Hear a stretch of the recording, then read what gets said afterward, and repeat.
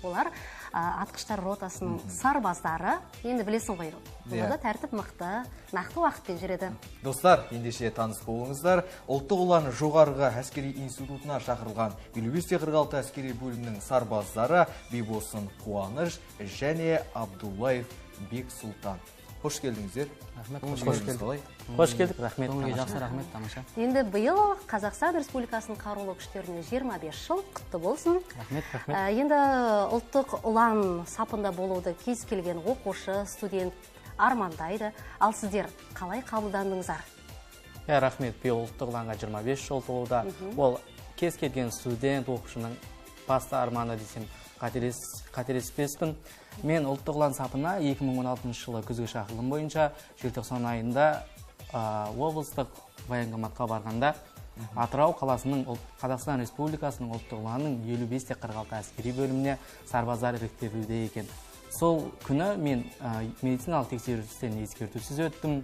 Келесі күні физикалық тексерістен ескертусіз өтіп, Атырау қаласындағы Қазақстан Республикасының ұлттық ұланының 55-46 әскери бөліміне аттандым. Бәрекелді.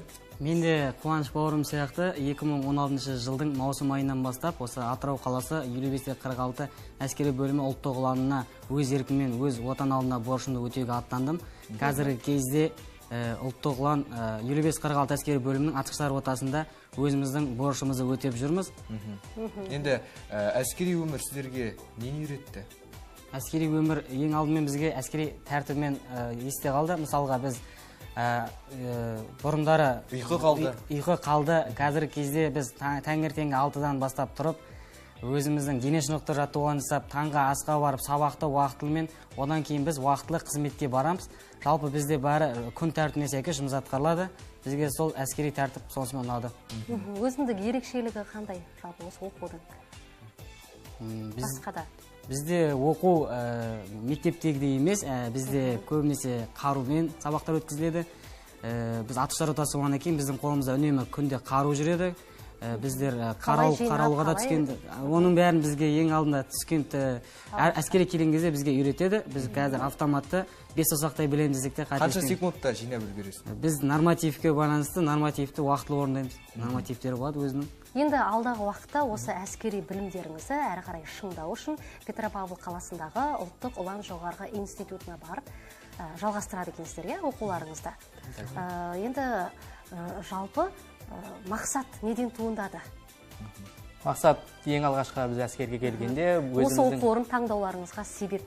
Біздің атқыштар ротасынан келгенімізде өзімнің взвод командирі лейтенант Валиев, рота командирі аға лейтенант Бердібаев, полк командирі полковник Үртібаев Бекайдар Махамбетұлының өздерінің әскери өмірдегі біліктіліктеріне, күш-жігеріне қарап, мен де сол кісілердей сарбаз болсам деген арманмен, әрбір сарбаз генерал болуды армандайды. Мен де сол сарбаздардың бірі болып келемін. Мақсатың генерал болу. Дәл солай. Енді отбасыларыңызда осы салаға жақын адам бар ма? Отбасымда жақын адам, осы салаға жақын адам бар. Өзімнің ағам осы ұлттық ұлан сапында өз борышын өтеп, қазіргі кезде ұлттық ұланда келісімшарт бойынша әскери қызметші болып жұмыс жасайды.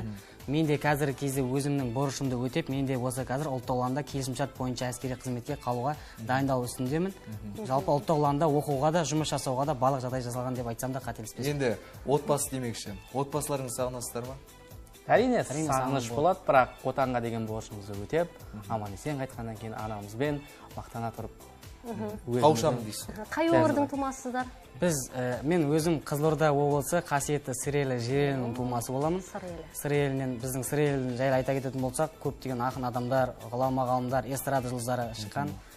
Оны айта берсек көп. Біздің Қызылорданың шаруашылығына келетін болсақ, шаруашылық жағынан күріш өсіру бойынша бүкіл Қазақстанда қамтамасыз етіп жатыр.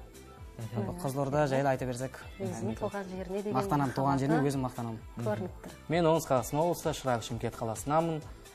Мен ол жерде атақты әншілер, небір мықты спортсмендер дүниеге келген ата кетер болсам, Бизет Саттарханов және көптеген әннің авторы Шәмші Қалдаяқов дүниеге келген.